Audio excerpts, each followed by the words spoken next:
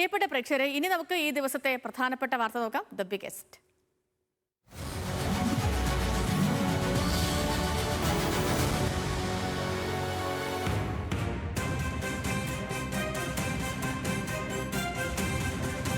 സംസ്ഥാന തിരഞ്ഞെടുപ്പ് കമ്മീഷണറായി എൻ ശേഷാദ്രിനാഥിനെ നിയമിക്കുന്നതിനെതിരെ UDF-ൽ കലാപക്കൊടി ഉയരുന്നു. സർക്കാർ തീരുമാനിച്ച എൻ ശേഷാദ്രിനാഥൻ സംഘി എന്നാവർത്തിച്ച് KPCC general secretary PM Niyas. ശേഷാദ്രിനാഥനെ നിയമിച്ചാൽ പാർട്ടിക്കുണ്ടാകുന്നത് വലിയ തിരിച്ചടിയാകും. മുഖ്യമന്ത്രി തിരുത്തുമെന്ന് പ്രതീക്ഷയുണ്ടെന്നും PM നിയാസ്.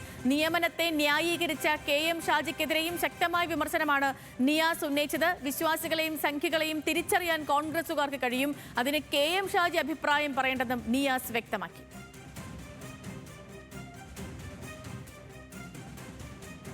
അത്രയും പ്രധാനപ്പെട്ട ഒരു പോസ്റ്റിലേക്ക് ഇത്ര അവധാനതയില്ലാതെ ഒരു ഒരു ഒരു ഒരു പഴയകാല SFIക്കാരനെ ഇപ്പോഴത്തെ പുതിയ സംഖ്യയെ, അതും അറിയപ്പെടുന്ന സംഖ്യയെ വെച്ചാൽ എന്ത് മെസ്സേജാണ് നമ്മൾ കൊടുക്കുന്നത് പാർട്ടിയിൽ? ഈ പദവി നഷ്ടപ്പെട്ടാൽ പാർട്ടിക്കുണ്ടാവുന്ന ഒരു വലിയ തിരിച്ചടി, അത് നമുക്ക് തീർത്താൽ തീരാത്ത പരിഹാരമായ ഒരു നഷ്ടത്തിൻ്റെ കൂപ്പുകുഴിയിലേക്ക് കോൺഗ്രസും UDF-ഉം ചാവും. അദ്ദേഹം പഠിക്കുന്ന കാലത്ത് മുഴുവൻ SFI ആയിരുന്നു. അദ്ദേഹം KSUക്കാരനെയും KSU പ്രസ്ഥാനത്തെയും തകർക്കുന്നതിന് വേണ്ടിയാണ് മുന്നോട്ട് പോയത്. അദ്ദേഹം ജുഡീഷ്യൽ സർവീസിലേക്ക് പോകുന്നത് വരെയുള്ള കാലത്ത് അദ്ദേഹത്തെ ഞാൻ നേരിട്ട് എൻ്റെ കോടതിയിൽ അദ്ദേഹം പ്രാക്ടീസ് ചെയ്ത ആളാണ്. അദ്ദേഹം ഒരു കാലത്തും UDF-ഓ കോൺഗ്രസ്സോ ആയിട്ടില്ല. അദ്ദേഹം കഴിഞ്ഞ 15 വർഷമായി അദ്ദേഹത്തിൻ്റെ സമൂഹ മാധ്യമങ്ങളിൽ നിങ്ങൾ പരിശോധിക്കണം. സംഘപരിവാരയുടെ കൂട്ടായ്മയിലെ സ്ഥിരം നേതൃത്വം വഹിച്ചുകൊണ്ട് മുന്നോട്ട് പോയ വ്യക്തിയാണെന്ന് ആർക്കാണ് അറിഞ്ഞുകൂടാത്തത്? UDF-ന്റെ ഒരു സുപ്രധാന പദവിയിലേക്ക് UDF കൊണ്ടുവരിക എന്ന് പറഞ്ഞാൽ UDF-ന്റെ പ്രവർത്തകർക്ക് അത് അംഗീകരിക്കാൻ കഴിയുമോ?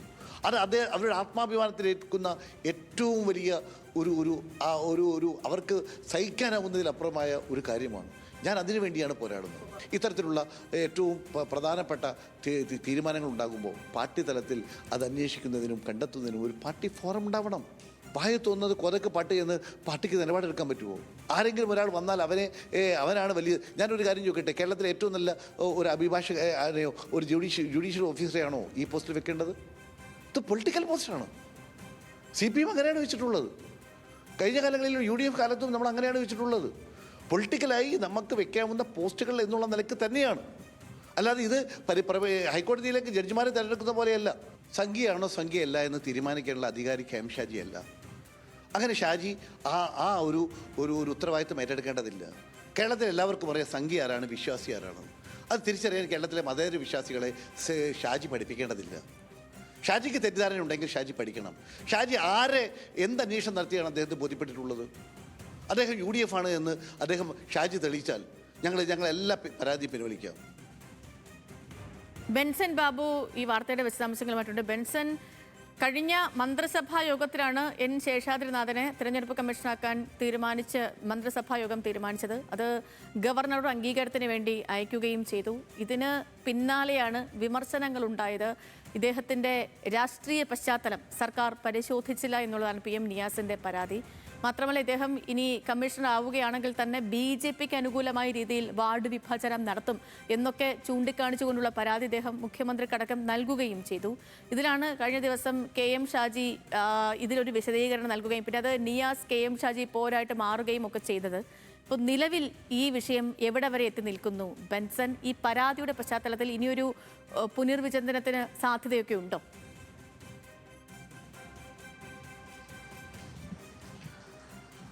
സേതുലക്ഷ്മി, ഈ ഒരു വിഷയത്തിൽ നിലപാട് കടുപ്പിക്കുക, വിമർശനം കടുപ്പിക്കുകയാണ് KPCC ജനറൽ സെക്രട്ടറി ആയിട്ടുള്ള PM നിയാസ്. നമുക്കറിയാം, ഈ സംസ്ഥാന തിരഞ്ഞെടുപ്പ് കമ്മീഷൻ നിയമനവുമായി ബന്ധപ്പെട്ട് അതിൽ ഈ വിമർശനം ഉയർന്നു വന്ന ഘട്ടത്തിൽ, അതായത് PM നിയാസ് അടക്കമുള്ള നേതാക്കൾ ഇത്തരത്തിൽ പരാതിയായി തന്നെ KPCC നേതാക്കൾക്കും അതോടൊപ്പം KPCC പ്രസിഡന്റിനും അതോടൊപ്പം തന്നെ AICC നേതാക്കൾക്കും മുഖ്യമന്ത്രിക്കും ഉൾപ്പെടെ പരാതിയായി തന്നെ ഇക്കാര്യം ഉന്നയിച്ച ഘട്ടത്തിൽ തന്നെ വകുപ്പ് മന്ത്രി കൂടിയായിട്ടുള്ള KM ഷാജിയുടെ പ്രതികരണം ഇത്തരത്തിലായിരുന്നത്.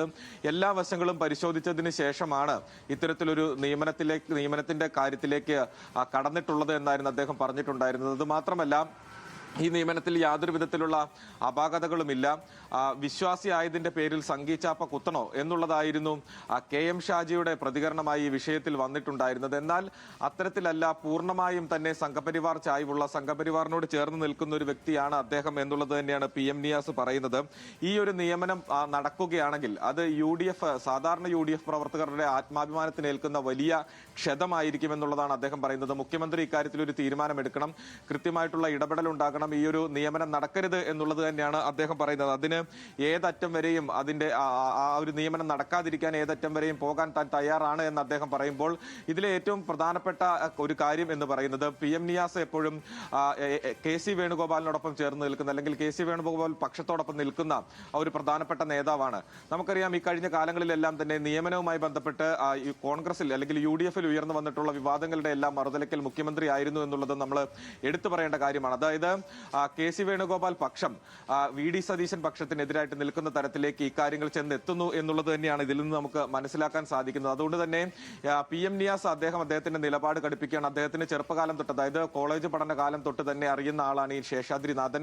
അദ്ദേഹം ആ തുടക്കകാലത്ത് SFI-കാരനായിരുന്നു. പിന്നീട് സർവീസിൽ എത്തിക്കഴിഞ്ഞപ്പോൾ, അല്ലെങ്കിൽ ജോലിപരമായിട്ടുള്ള കാര്യങ്ങളിലേക്ക് എത്തിക്കഴിഞ്ഞപ്പോൾ, സംഘടനാ തലത്തിലേക്ക് എത്തിക്കഴിഞ്ഞപ്പോൾ അത് സംഘപരിവാറിനോട് ചേർന്ന് നിൽക്കുന്ന, പൂർണ്ണമായും സംഘി എന്ന ലേബലിൽ അറിയപ്പെട്ടിരുന്ന ഒരു വ്യക്തി കൂടിയാണ് എന്നുള്ളതാണ് അദ്ദേഹം പറയുന്നത്. അപ്പോൾ അത്തരത്തിൽ ഒരാൾക്ക് ഈ നിയമനം നൽകി കഴിഞ്ഞു കഴിഞ്ഞാൽ അത് UDF-നോട് ഇത്രയും കാലം ചേർന്ന് നിന്ന് പ്രവർത്തിച്ച ആളുകൾ കേൾക്കുന്ന വലിയ ആത്മാഭിമാന ക്ഷതമായിരിക്കുമെന്ന് അദ്ദേഹം പറയുന്നു. അപ്പോൾ അത് തിരുത്തപ്പെടേണ്ടതാണ് എന്ന് അദ്ദേഹം പറയുന്നു.